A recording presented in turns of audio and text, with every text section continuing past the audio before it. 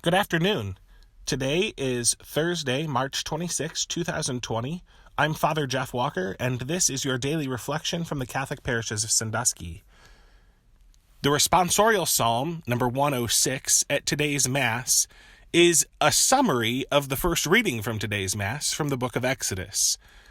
It speaks of the people Israel forsaking the Lord their God.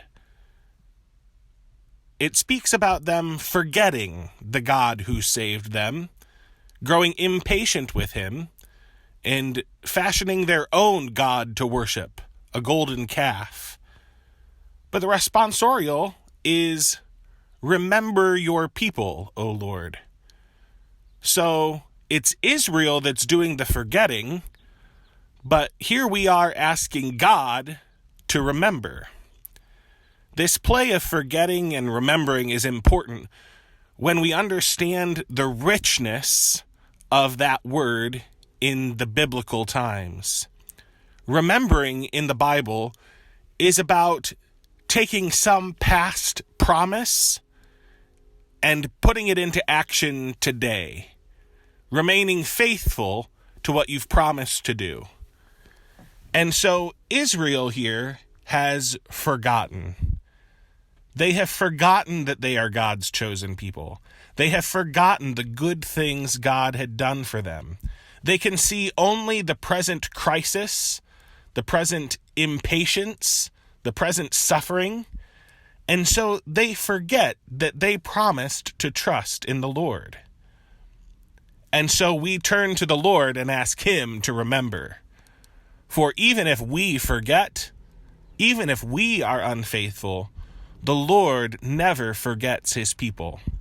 We turn to him in the responsorial today, and we ask him to remember your people.